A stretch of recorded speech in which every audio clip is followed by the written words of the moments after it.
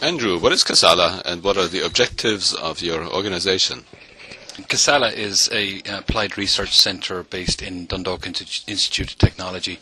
So we very much work with organisations and companies towards driving ageing and ageing technology and working with older people in terms of delivering new technologies to older people and solutions in that space. Please describe your activities in the field of ambient assisted living.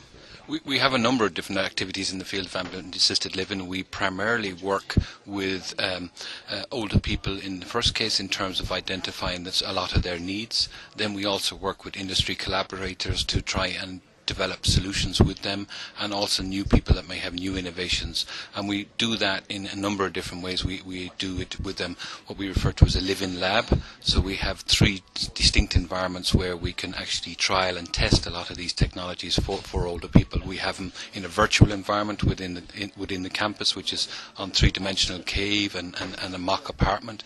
And then in the real world we have 16 smart homes, which have a large established ambient assisted living environment, and we work with the older people in there. And then in the county or in the municipality in the out area we have 1,000 homes where we work with different individuals based on different projects. So if a large company comes to us and say we would like to run a trial, we would identify different cohorts of people to actually work with them on those trials.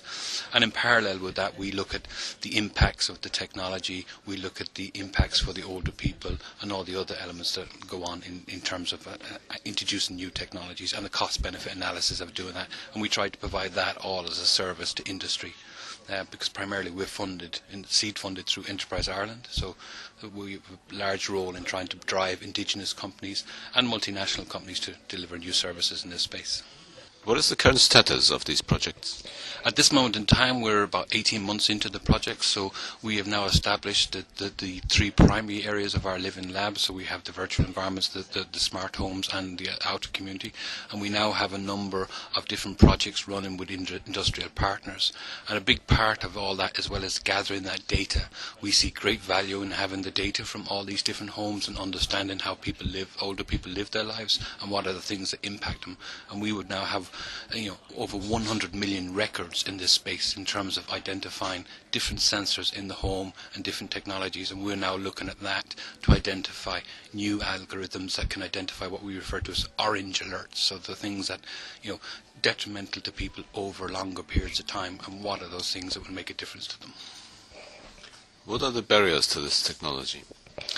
There are probably many barriers. One is who's going to pay, primarily who's going to pay, because this is an environment where it's not an acute condition necessarily. The chronic decisions, it's again looking for the patient to become much more responsible for themselves, and who's going to pay for this. Primary care here in Ireland would not necessarily get involved because there's no reimbursement for them.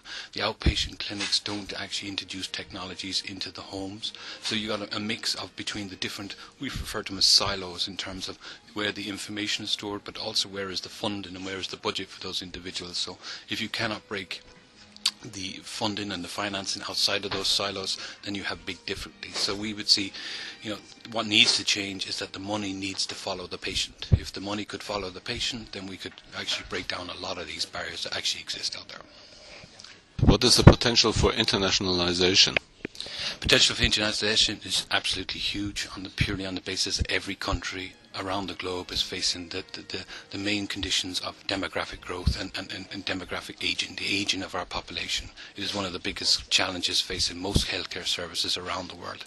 On top of that, you have the economic issues in terms of funding healthcare practices running forward and actually minding and supporting those older people.